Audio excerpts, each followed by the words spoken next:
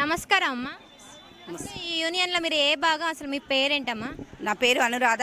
భారత కార్మిక సంఘాల సమైక్య ఐఎఫ్టియు రాష్ట్ర ఉపాధ్యక్షురాలని, హైదరాబాద్ రంగారెడ్డి మేడ్చల్ జిల్లా ప్రధాన కార్యదర్శిని. అసలు సమస్య ఏంటి? అసలు ఇక్కడ ఏం జరుగుతుంది అంటే 11 రోజుల నుంచి రోడ్డు మీద కూర్చొని కార్మికులు ఎందుకని ఎండనక వాననక అసలు గాలనక ఏడే కూర్చొని ఎందుకని ఇలాంటి దీక్ష పూనుకున్నారు? Shahi Exports Private Limited company ఇక్కడే నాచారంలో ఉంది. ఇందులో దాదాపుగా 16 నుంచి 1700 మంది మహిళా కార్మికులు పనిచేస్తున్నటువంటి సెక్టార్ ఇది. ఇక్కడ రెడీమేడ్ గార్మెంట్స్ సంబంధించినటువంటి సెక్టార్ ఇది. ఇక్కడ యూనియన్లు లేవు. చాలామంది మాట్లాడుకుంటున్నారు ఏంటంటే వీళ్ళు యూనియన్స్ అంతా రెచ్చగొడితే వీళ్ళు రోడ్ల మీద కూర్చున్నారని. ఇక్కడ ఏ యూనియన్ కూడా లేదు. వాళ్ళంతా కడుపు మండి స్వచ్ఛందంగా 15 సంవత్సరాలుగా జీతాలు పెంచలేదు వాళ్ళకి. 15 సంవత్సరాలుగా చట్టబద్ధంగా ప్రభుత్వ లెక్కల ప్రకారంగా ప్రతి సంవత్సరం వీడిఏ పెంచాలా. వీడిఏ పాయింట్స్ సెప్టెంబర్లో ఏప్రిల్లో 2 సార్లు వీడిఏ పాయింట్ మార్కెట్లో పెరుగుతున్నటువంటి రేట్లకు అనుగుణంగా ఏప్రిల్లో సెప్టెంబర్లో జీతాలు పెరుగుతాయి. మినిమం కొన్ని పాయింట్స్ పెరుగుతాయి, 10 పాయింట్సా 20 పాయింట్సా 40 పాయింట్స్ రేట్లకు అనుగుణంగా. అంటే అట్లా వీడిఏ పాయింట్స్ పెంచుకుంటూ పోయిన ఈ 15 సంవత్సరాలలో చాలా జీతాలు పెరిగేది వీళ్ళు. దీనితో పాటు ప్రతి 5 సంవత్సరాలకు ఒకసారి గవర్నమెంట్ చట్టబద్ధంగా కనీస వేతనాలను ఇంక్రీజ్ చేస్తూ ఉంటుంది. ఈ రాష్ట్రంలో వీళ్ళకు 15 సంవత్సరాలు జీతాలు పెరగలేదంటే 3 సార్లు జీతాలు పెంచాల్సినటువంటి సమయం అవసరం కూడా ఇక్కడ ఉండే. అంటే ఇవన్నీ కలుపుకుంటే ఈరోజు దాదాపుగా 25 వేల జీతాలు ఉండడం చాలా న్యాయమైంది. ఈరోజు దేశవ్యాప్తంగా 26,000 కనీస వేతనాలు ఉండని ప్రభుత్వాలు మాట్లాడుతుంది. అనేక కార్మిక సంఘాలు డిమాండ్ చేస్తూ ఉన్నాయి. మేము షాహీ యాజమాన్యాన్ని ఒకటే చెప్పదలుచుకున్నాం, ఏ చట్టం ప్రకారంగా నువ్వు వీళ్ళకు 8,000 హైయెస్ట్ శాలరీ ఇక్కడ 11,200 అండి. ఇక ఆ తర్వాత కింద లోబడి శాలరీసే. అంటే వీళ్ళని ఎంత చట్టబద్ధంగానే వీడు ఎంత వెట్టి చాకరీ చేస్తుండో వీళ్ళ జీతాలను బట్టి చూస్తే అర్థమవుతుంది. ఇక్కడ మహిళా కార్మికులు ఉంటారు. మహిళా కార్మికులకు ఎన్ని సమస్యలు ఉంటాయో ప్రభుత్వాలకు, యాజమాన్యాలకు, లేబర్ డిపార్ట్మెంట్కు తెలియనటువంటి అంశాలు అనేది మేము అడుగుతా ఉన్నాము. లేదు ఇంకెక్కడో ఈ సమ్మె జరగట్లా. రాష్ట్ర రాజధాని హైదరాబాద్లో లేబర్ డిపార్ట్మెంట్కు కనీసం 7 కిలోమీటర్ల దూరంలో ఈ కంపెనీ ఉంటుంది. రాష్ట్ర యంత్రాంగం అంతా ఇక్కడ ఉంటుంది. రాష్ట్ర లేబర్ కమిషనర్ ఆఫీస్ ఇక్కడ ఉంటుంది. రాష్ట్ర లేబర్ కమిషనర్ ఇక్కడ ఉంటాడు. లేదా రాష్ట్ర కార్మిక శాఖ మంత్రి ఇక్కడే ఉంటారు. ముఖ్యమంత్రి ఇక్కడే ఉంటారు. మొత్తం రాష్ట్ర పరిపాలన అంతా ఇక్కడ జరుగుతుంటే రాష్ట్ర నడిబొడ్డులో హైదరాబాద్లో నాచారంలో ఒక పారిశ్రామిక ప్రాంతంలో 1700 మంది మహిళలు పనిచేస్తున్నారు. 10 రోజులుగా రోడ్డు మీద కూర్చున్నారంటే సిగ్గుపడాల్సింది మహిళలు కాదు, సిగ్గుపడాల్సింది ప్రభుత్వాలు, సిగ్గుపడాల్సింది లేబర్ డిపార్ట్మెంట్ అనేది మేము ముందుగా చెప్పదలుచుకున్నాం. ఇప్పటికైనా కూడా వాళ్ళు 15 సంవత్సరాలుగా అమ్మ అయ్యా అనేక సందర్భాల్లో వాళ్ళు అనేక భిక్షలు అర్జీలు పెట్టుకున్నా కూడా యాజమాన్యం జీతాలు పెంచలేదు. వాళ్ళు ఎవరితో ప్రమేయం లేకుండా కార్మికులందరూ కలిసి ఈరోజు కడుపు మండి కడుపు ఆకలితో బయటకు వచ్చిన వాళ్ళు ఈరోజు హైదరాబాద్లో 2 పిల్లలతో రూమ్ కిరాయి కట్టుకొని ఒక ఇంట్లో నివాసం ఉండాలంటే ఎంత ఖర్చు అవుతుందో ప్రభుత్వాలకు తెలియదా అండి? 2 పిల్లలకు ఫీజు కట్టాలంటే ఈరోజు ఫీజులు ఎంత అవుతాయి, ఇల్లు కిరాయి ఎంత అవుతుంది? వీళ్ళకి వచ్చేటువంటి 8,000తో 10,000తో ఎట్లా 2 పూట్ల అన్నం తింటారని ప్రభుత్వం, విజ్ఞత కలిగినటువంటి ప్రభుత్వాలు ఆలోచించాలా. వీళ్ళ రక్త మాంసాలని నాకు తెలుసు. నేను ఇక్కడే చిల్కానగర్లో ఉంటాను. చాలా మంది మహిళలు ఇక్కడ బంద్ చేసి ఇళ్లలోకి వెళ్ళిపోయినటువంటి వాళ్ళు ఉన్నారు. ఏంటక్క బంద్ చేసినామంటే ఒక స్టిచ్చింగ్ వాళ్ళు తప్ప మిగతా వాళ్ళందరూ మెజారిటీగా నిలబడి పనిచేయాలా. మహిళలు నిలబడి పనిచేయలేక చాలా మంది బంద్ చేసుకున్నటువంటి వాళ్ళు ఉన్నారు. ఎన్ని కష్టాలైనా అనుభవించి రక్త మాంసాలను చెమటగా దారపోసి ఈరోజు ఈ 1500 మంది ఇక్కడ పనిచేస్తూ ఉంటే 15 సంవత్సరాలుగా జీతాలు పెంచకుండా వెట్టి చాకరీ చేయించుకుంటున్నటువంటి వాళ్ళని ముందుగా దోషులుగా చట్టంలో నిలబెట్టాలా, చట్టబద్ధంగా వాళ్ళని శిక్షించాలా. లేబర్ డిపార్ట్మెంట్ సుమోటోగా తీసుకుని వాళ్ళ మీద కేసులు పెట్టాల్సినటువంటి అవసరం ఉందని మేము అనుకుంటా ఉన్నాం.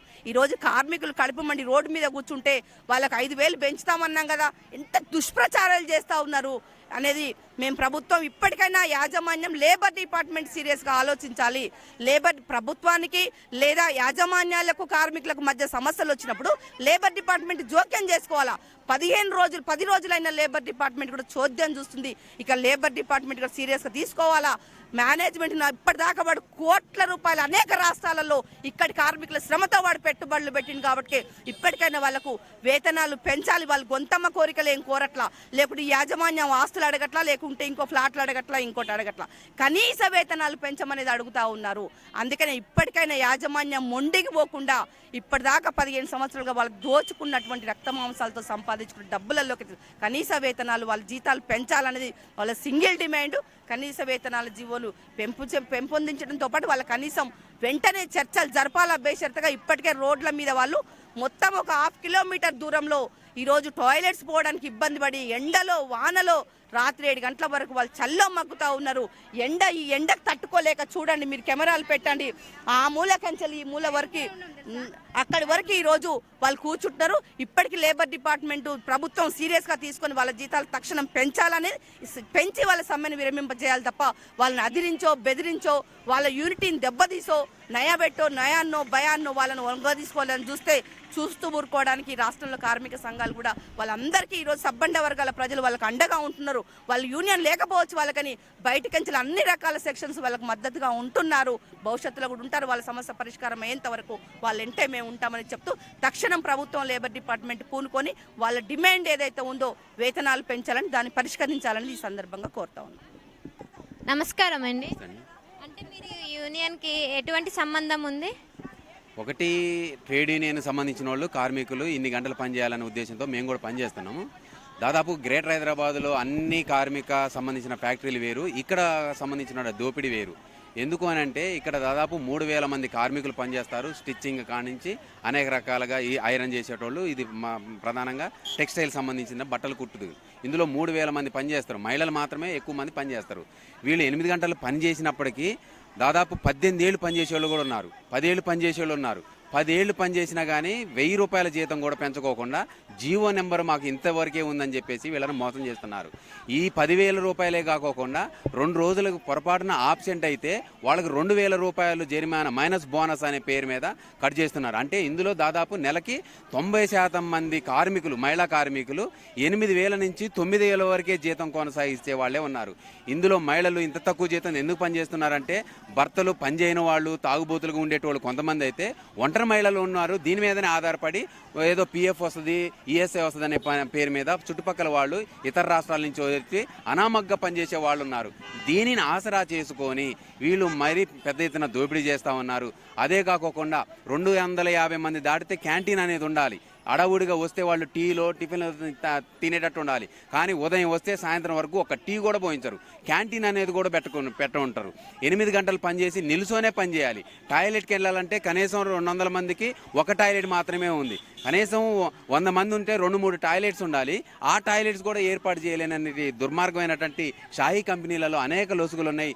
దీని మీద లేబర్ కమిషనర్ అనేది ఎంక్వైరీ చేయాలని చెప్పేసి డిమాండ్ చేస్తున్నాం. మరీ ముఖ్యంగా ఈ తక్కువ జీతాలతో బతుకులు ఈడుస్తున్న ఈ కార్మికులు కడుపు మండి రోడ్డు మీద ఆందోళన చేస్తున్నారు. నేటికి 11 రోజులు ఆందోళన చేస్తున్నా కానీ ఏ ప్రభుత్వం కానీ, ఏ ఎమ్మెల్యే కానీ, ఏ మంత్రి కానీ, ఏ కాంగ్రెస్ ప్రభుత్వం కానీ, బీజేపీ ప్రభుత్వం కానీ మీ సమస్యలు ఏంటని కూడా అడగలేని పరిస్థితి ఉంది. మహిళలు మరీ ముఖ్యంగా చలిలో వణుకుతున్నారు, ఎండలో ఎండుతున్నారు. రోడ్డు మీద కుటుంబాలను వదిలిపెట్టి రోడ్డు మీద కూర్చుంటే ఏంటి మీ సమస్య అని అడిగే పరిస్థితే లేకపోతే ప్రభుత్వాలు ఉన్నాయా, చచ్చిపోయినాయా అనేది కూడా అర్థం చేసుకోవాలి. మహిళలు 1 గంట రోడ్డు మీదకి ఎక్కితేనే, ఇన్ని వేల మంది రోడ్డు మీదకి ఎక్కితేనే స్పందించాలా. నీ అధికార యంత్రాంగం ద్వారా తెలుసుకోవచ్చు. ఎందుకు రోడ్డు మీదకు వచ్చిన వాళ్ళని మీరు ఏంటి సమస్య అనేది ఎందుకు తెలుసుకోవట్లేదు, మీరు ఎందుకు దీని మీద రైడ్ చేయట్లేదు, అధికారులు వచ్చి ఎందుకు ఏం సమస్యలు అని ఎందుకు తెలుసుకోవట్లేదు. వీళ్ళు ఎమ్మెల్యే దగ్గర పోయి అడగాలనా, వీళ్ళు ప్రభుత్వం దగ్గర పోయి మా సమస్య ఇది, మేము రోడ్డు మీద కూర్చున్నాను అడగాలనా, కంపెనీ దగ్గర రానని లేబర్ ఆఫీస్ దగ్గరికి వీళ్ళు తిరగాలనా. మహిళలు ఎందుకు మీరు రారు, ఎందుకు మీరు సమస్యలు తెచ్చుకోరు, ఎందుకు ఈ కంపెనీలలో రైడ్ చేయరు, ఏం సమస్యలు నేను తెలుసుకోరు. 9,000 రూపాయల జీతం ఎలా ఇస్తారు? కనీస వేతనం 18,000 రూపాయలని ఇవ్వాలని చట్టం చెబుతుంది. 18,000 రూపాయలు ఎందుకు ఇవ్వరు? స్కిల్డ్, అన్స్కిల్డ్, నాన్ స్కిల్డ్ అన్నీ ఉంటాయి కదా, దాని ప్రకారంగా జీతాలు ఎందుకు ఇవ్వట్లేదని చెప్పేసి మేము ప్రశ్నిస్తున్నాం, ఆందోళన చేస్తున్నాం. ఇకనైనా ప్రభుత్వం దిగొచ్చి వీళ్ళ మెడలు వంచి ఈ కార్మికులకి తగిన వేతనం ఇవ్వాలని, లేకపోతే వీళ్ళు పెద్ద ఎత్తున ఆందోళన కొనసాగిస్తారు. వీళ్ళేదో చెబితే వచ్చినోళ్ళు కాదు, చెబితే పోయేటోళ్ళు కాదు. వీళ్ళు భీష్మించి 11 రోజులు ఒక్కళ్ళు కూడా లోపలికి వెళ్లకుండా కూర్చున్నారంటే ఎంత బైఠాయించి ఎంత కడుపు మండి చేస్తున్నారో ఇకనైనా ప్రభుత్వం ఆలోచన చేయాలి, అధికారులు కూడా ఆ వైపున ఆలోచన చేయాలి. లేకపోతే కొరితో తలగొక్కున్నట్టు అవుతుంది. ఇక్కడే కూర్చోరు, మీ లేబర్ ఆఫీస్కి వస్తారు, లేబర్ మినిస్టర్ దగ్గరకు వస్తారు, అనేక సెక్రటరీల దగ్గర కూడా వస్తారు. తస్మాత్ జాగ్రత్త, అటువైపుగా ఆలోచన చేయాలని ఈ సందర్భంగా ప్రభుత్వాన్ని హెచ్చరిస్తా ఉన్నాం.